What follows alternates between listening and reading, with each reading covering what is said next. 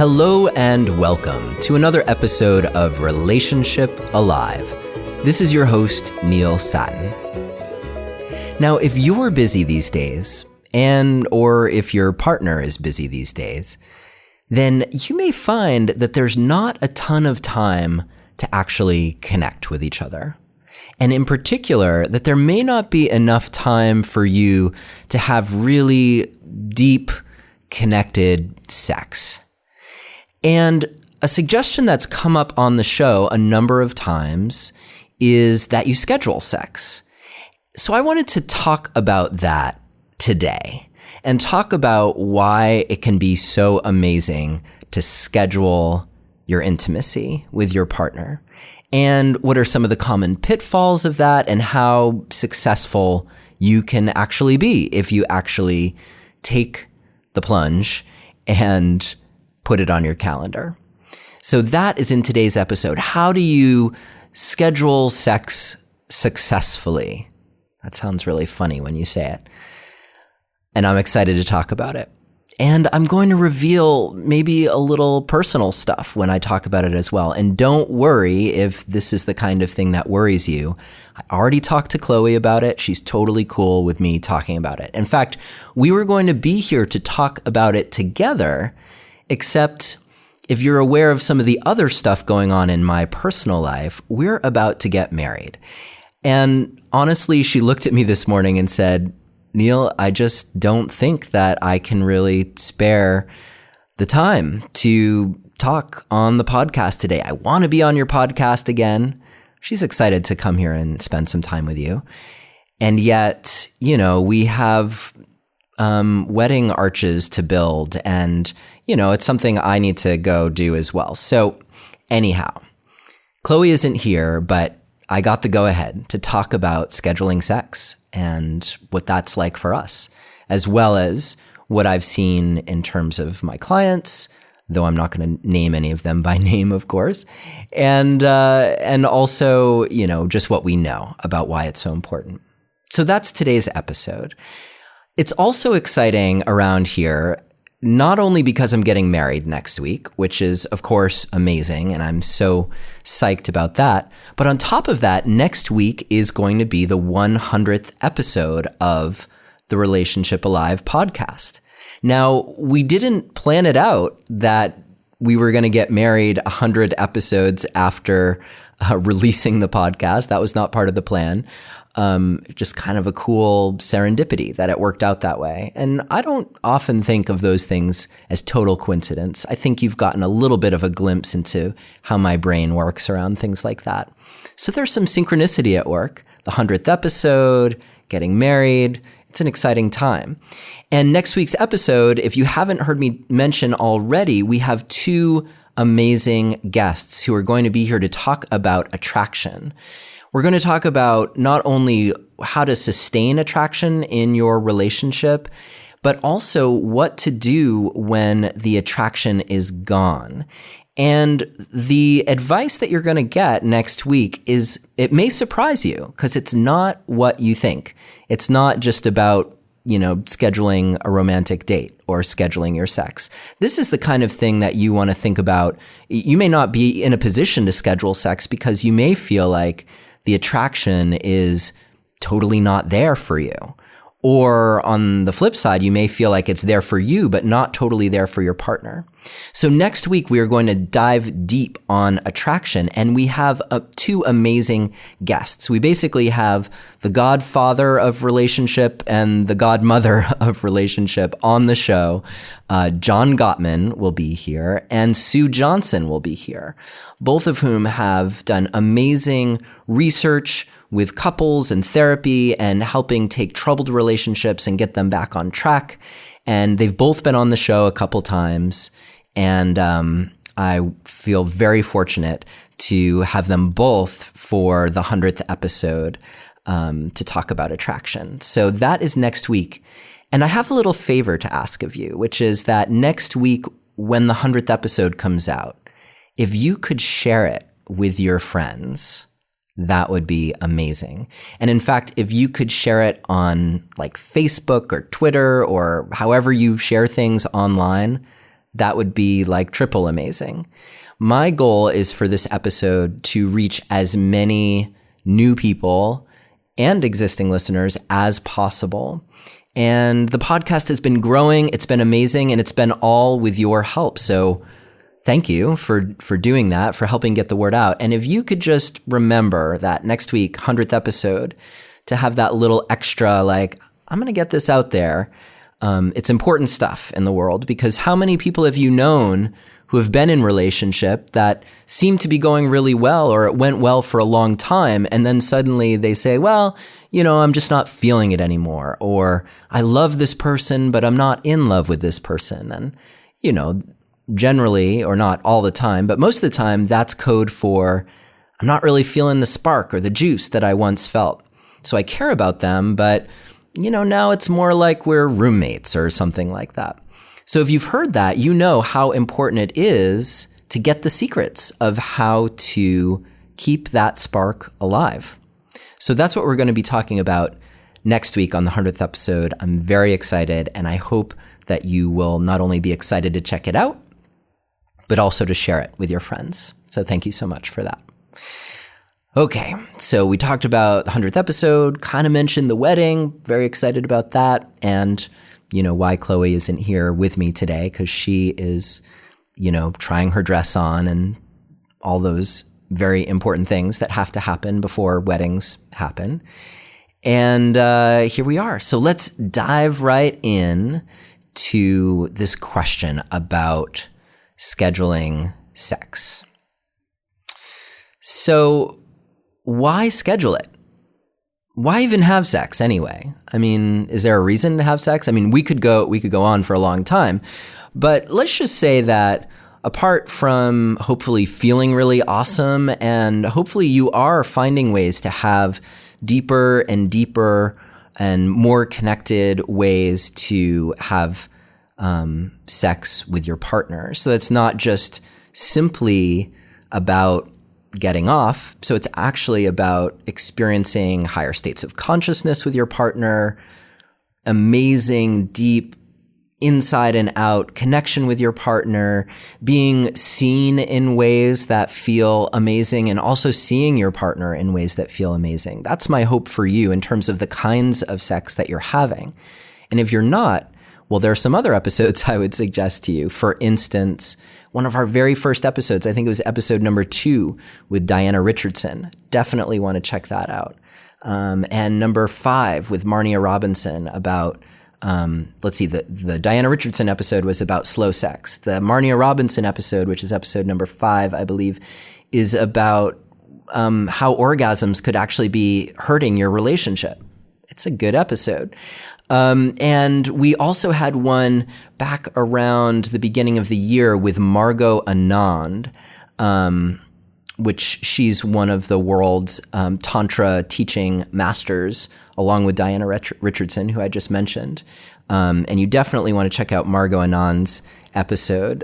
So these are all episodes about sex and how to change up the kind of sex you're having. And Margot Anand's episode is number 72, by the way. Also, Sue Johnson, who's going to be on the show for episode 100, as I mentioned, her episode number 82, How Safety Leads to Better Sex, is also really killer. So, all right. So those are just a few background episodes to help you have better, more amazing sex. Great. And there are all kinds of reasons. Apart from what I just mentioned, even like on a biochemical level, there's something that can be very cementing and stoking the fire of your relationship by having sex. It gets the dopamine going, gets the oxytocin going. It feels good. And why not have that if you have the power in your relationship to feel amazing and to help your partner feel amazing? Why wouldn't you do that? In fact, why wouldn't you do it as often as you can?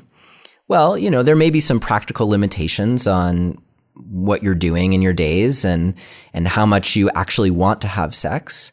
I find that most couples that are polarized about it, where one person feels like, oh, I could have it every day, and the other person feels like, I could have it, once a month and I'd be good, that actually they end up polarized because they're not in the same place. And so that wheel of experience is spinning and it just pushes them out to different ends of the spectrum. But in reality, most couples, when they sit down and talk about it, they're actually not that far apart. You might be at like, well, I'd like to have it, 2 days a week. And the other person's like, well, I'd like to have it maybe 3 days a week. And, either one is probably pretty good.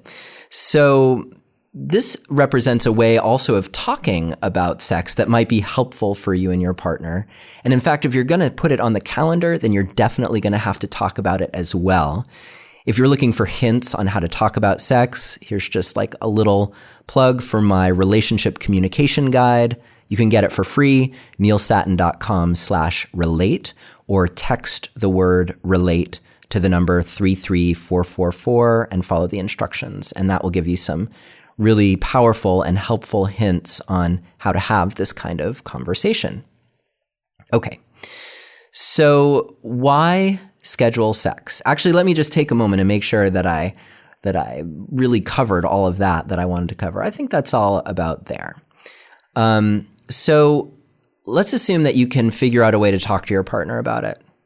Now, why actually schedule it? Well, here are a few good reasons. One is, as we started out on this episode, if you're really busy and it's not on your calendar, it just might not happen.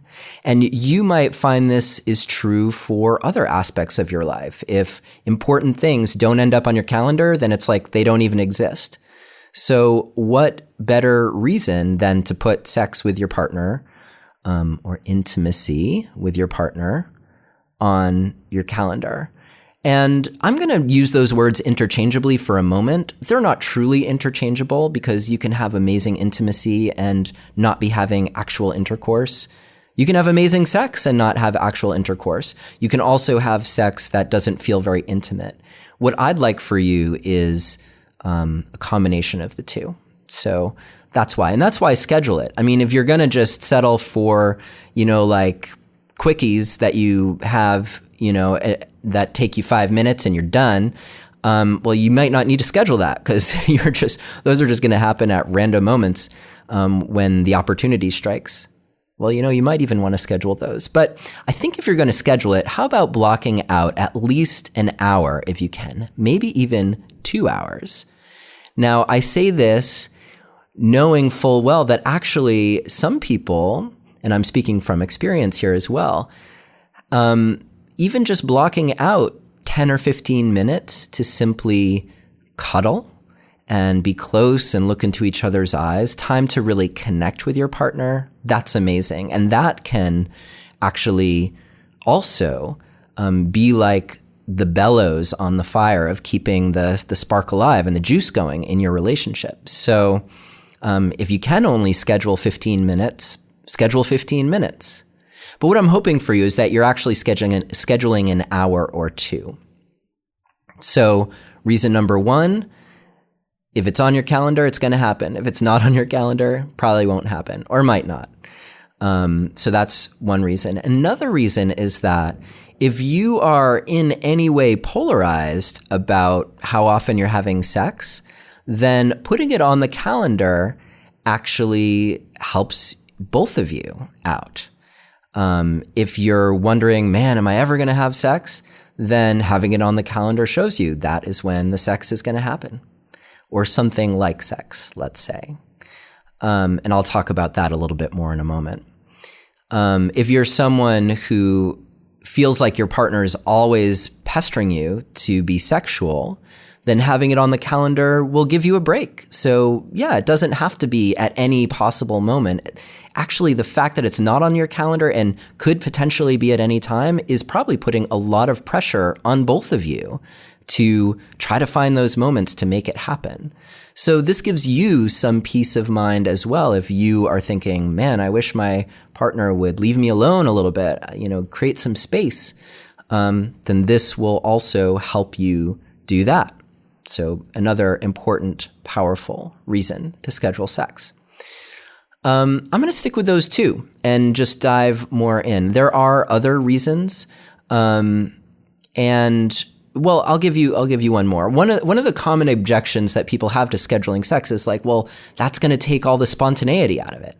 Trust me, it will not take the spontaneity out of it. All it's taking the spontaneity out of is getting you to wherever you need to be in order to have sex, whether that's your bedroom, your living room, the beach, wherever you can find the time and space to do it.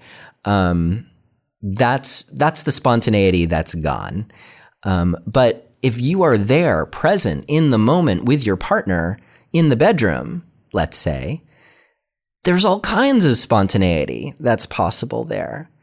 And even better than spontaneity, there's simply being present with each other and laughing and trying new things and recognizing when something isn't quite working. And if I could wish anything for you when you're having sex together, it's that neither of you checks out, that you both check in with each other and in with yourself, so that you're always aware of what's actually happening with your partner and within your own body and spirit as you're having sex with each other.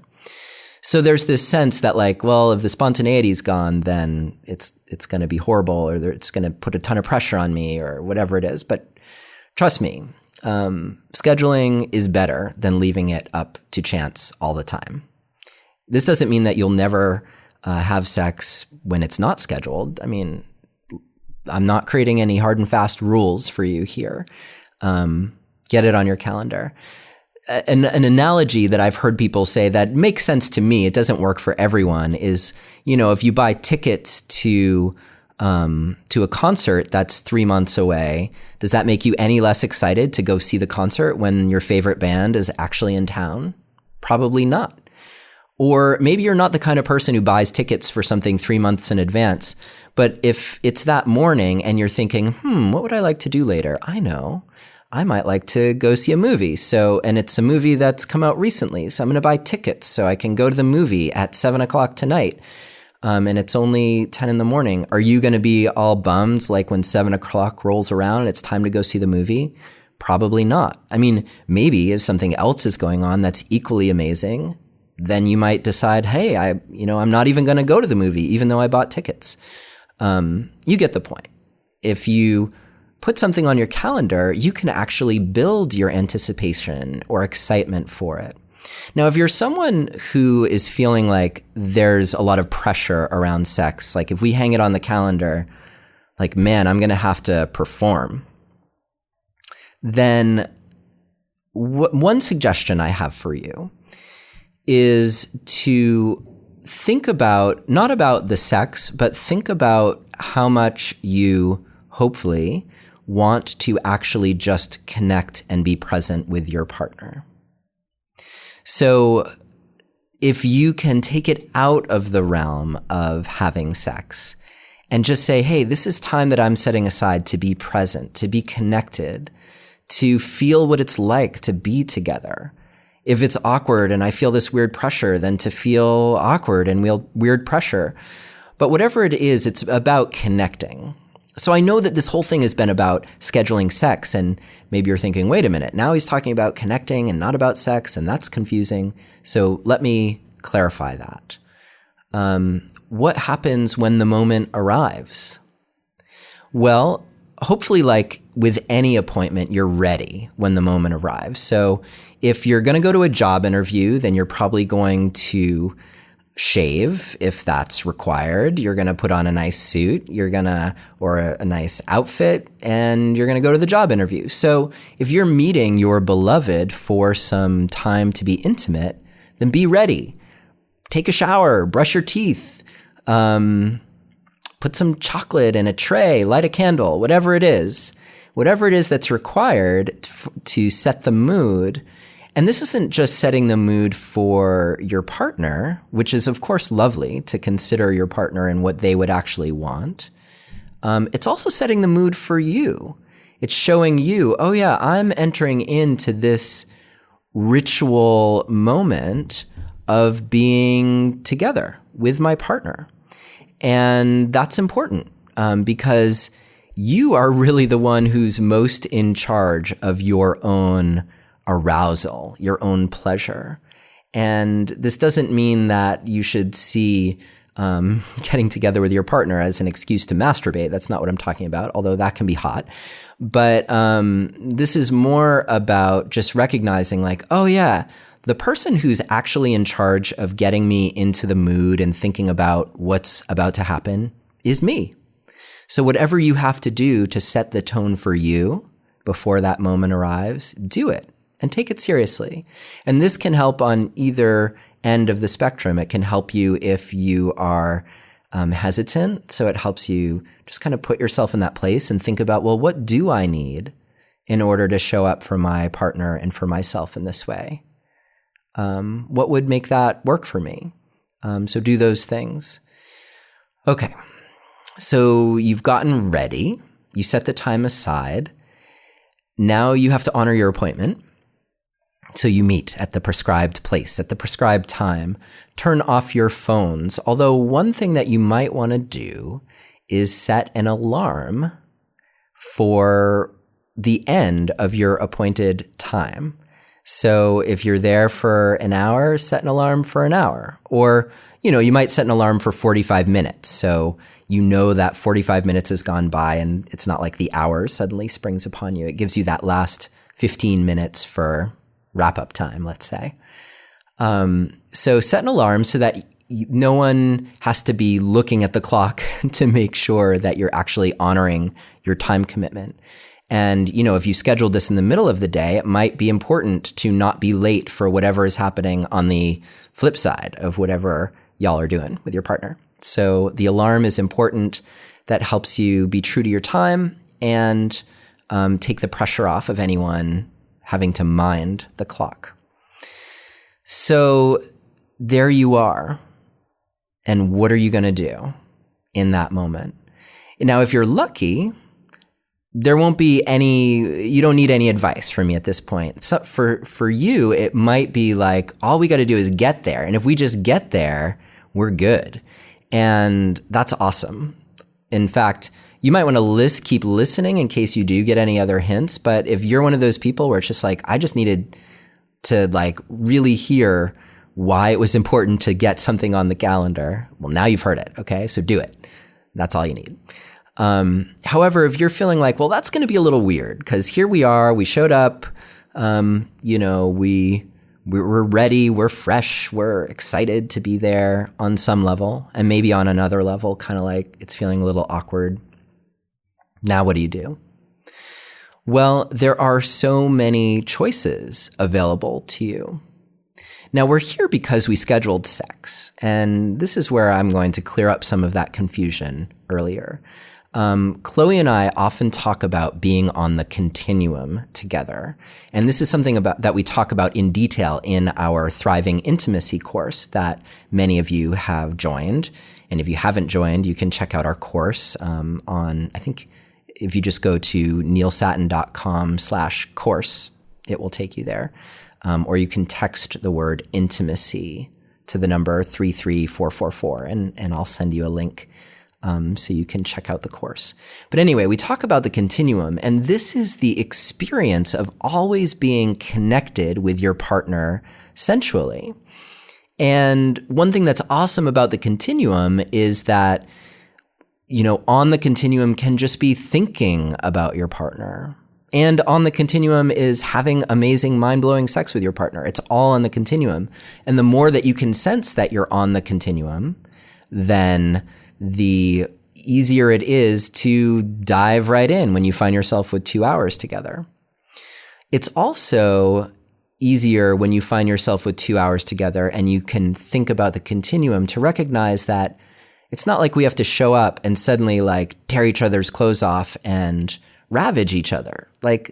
That's not what's required here either. All that's really required is that you show up and you be present with each other.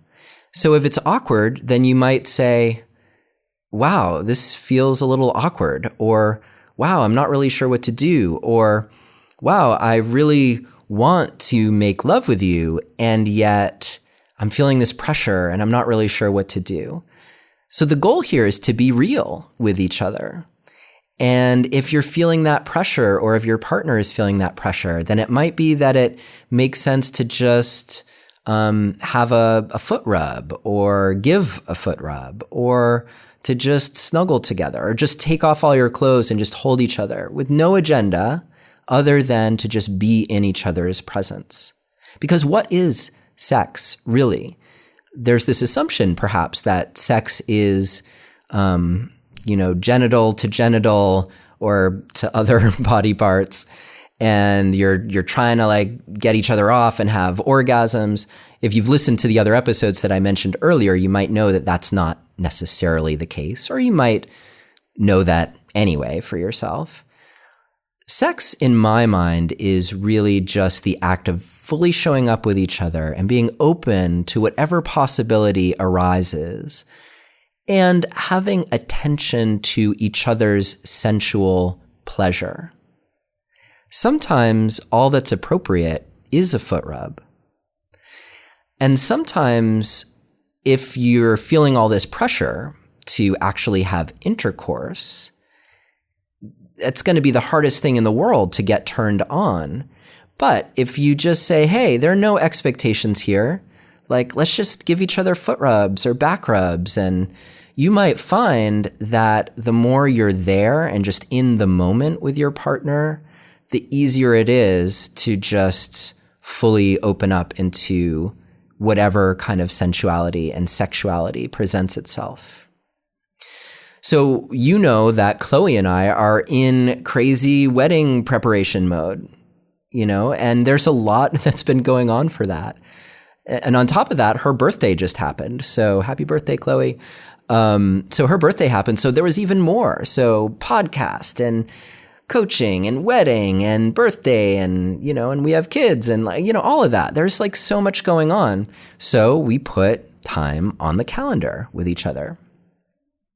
And so we showed up at the appointed time, and both of us were looking at each other like, there are seriously so many places that I think I would rather be right now.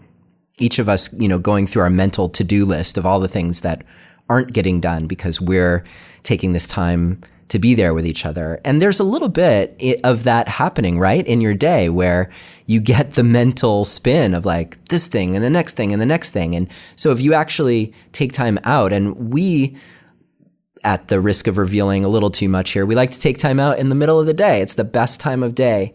Afternoon delight, right? So hopefully I don't have to pay royalties for that. I don't think the singing was that great, so they probably won't come after me. Anyhow, so we're there in the middle of the day, with like a million other things on our minds. And yet here we are, and we're honoring the time, we're honoring each other, and in each of us, and we feel different ways about sex in terms of like, we're not totally perfectly matched in terms of like, we both want sex the same amount of time all the time. Like that doesn't happen. And we bring all of that to being there together as well. So what did we do? Well, what we decided to do, I'm not going to give you all of the gory details, but what we decided to do was to actually take a 15-minute nap. So I'm just telling you this to show you that there are all kinds of possibilities available to you, right? You don't even have to give each other foot rubs. All we did was say, we're here, we love each other, we did get naked, for those of you who needed the visual. And we just held each other and set an alarm for 15 minutes and said, we're just going to sleep for 15 minutes. And whatever it was, like we took the little cat nap, and when we woke up from that, everything had changed. The stress of where we had come from had melted away, and we were there and able to show up fully with each other. And that's all I'm going to tell you about what happened with us that afternoon. But it's just to show you that There are any number of options available. There's no rule about what to do. And in fact, if either of you is feeling forced, then that's a bad sign. So whatever it is you choose to do, my suggestion for you is to have it be a consensus. So, and the way consensus usually works is you don't do it unless both of you agree, at least in a two-person consensus model. So, if one of you's like, well, how about I give you a back rub? And the other one feels like, no, I don't know, that feels like a little too much. Then don't do a back rub. So this comes into the Gottman rule that I've talked about a few times, which is that if both of you feel the freedom to say no, and that can be a positive thing, then you're going to have more sex anyway. And John Gottman, thankfully, has mathematically proven why that's true. But you don't need the mathematical proof. You just need to experience it. Now, the one thing that I don't particularly like about this theory is that it implies saying no. And if you've listened to some of my episodes on improvisation, like the episode with Kathy Salit earlier this year, or with Patty Stiles about a year and a half ago, then you know that one of the golden rules of being present and connected with another person is to not say no, but to say yes and. So even if you are a no to something, like that particular thing doesn't sound great to you, then you might say, let's just say no and. Or you might say, all right, so you're just going with the back rub example, just to give you an example. Your partner might say, wow, I'd really love to give you a back rub right now. And you're thinking, nah, that doesn't sound great. So you might say, yeah, a back rub would be great. And before you do that, I would really love it if you could just start with my feet. Or before you do that, maybe we could just talk about something important or share appreciations with each other. Or before we do that, you get the sense, we could just stare into each other's eyes for a few minutes and just breathe together. I'm giving you so many hints here for different things that you could try that are all about just bringing you into connection with each other. Because that's what I want for you more than anything, is to experience that deep, intimate connection. And the more deeply and intimately you're connected, and then the safer you feel with your partner, and the more you can tune into wanting to connect with your sensual experience, the more that will just flow naturally. And there you have it. And then, when the alarm goes off, you can decide if you're like, wow, I'm glad we spent that time together, doing whatever. Or you may decide, hell, let's set the alarm for an hour from now and let's stay here. Because you don't have to stop unless you have other things on the agenda. You don't have to stop when the alarm goes off. It's just a suggestion.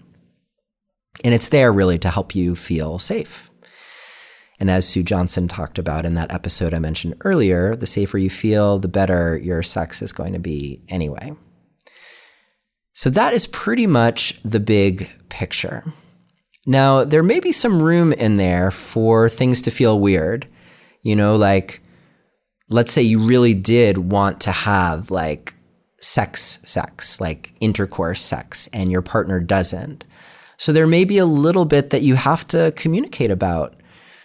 And I wonder if you can communicate about that in a way that takes ownership of whatever it is you're feeling. If you're feeling a little bit like sad about like, oh, well, that didn't happen, or I'm worried that that's not going to happen, then you can take ownership of that. And likewise, if you're the partner who is in the position where you're just like really not feeling it, and even half an hour in, 45 minutes in, you're not feeling it, if you can also just like be kind to your partner and say like, hey, I imagine that right now you might be feeling kind of sad that this didn't happen.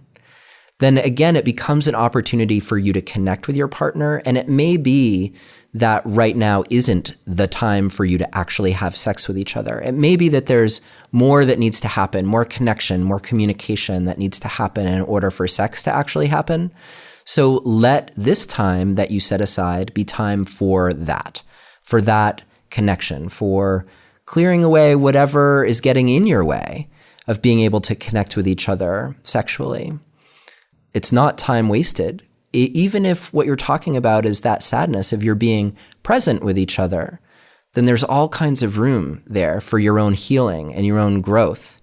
And speaking for myself, I can tell you that I probably grew as much, if not more, from the times when I felt rejected or like I wasn't wanted, and was able to connect with a deeper level of experience and, what that meant for me, to realize that it actually in that moment wasn't personal and wasn't about rejecting me, that it was about something else that was going on that was getting in the way of connecting sexually. Or, you might even start to see like, wow, like I just use sex to totally check out or to get rid of stress and to dissociate from the things that are going on in my life. So you might see, well, there's other stuff coming up where the sex isn't actually about connecting with my partner. And so no wonder my partner doesn't feel connected to me. And no wonder we're not able to have that kind of amazing passion that I long for. Trust me, the more you can connect, the more you can get in the groove with each other, the more intimate you'll feel, the more connected you'll feel, and the more sex you will have. Okay. If you have any questions, feel free to email them to me. My email address is Neilius, Neilius, @neilsatin.com. As I've mentioned before, I cannot guarantee that I will answer your email personally, but I do read every email that comes through. And thank you if you have sent email to me. I appreciate that. It's so great to hear from you. And at this point, there really is a lot that comes in, and it's really challenging for me to answer them personally. That being said, many emails become the topic for a show such as this one. So I, of course, will keep you anonymous should that be the case. But this becomes a great way for everyone to learn from your question. You can also join us in the Relationship Alive community on Facebook. Just search Relationship Alive community there.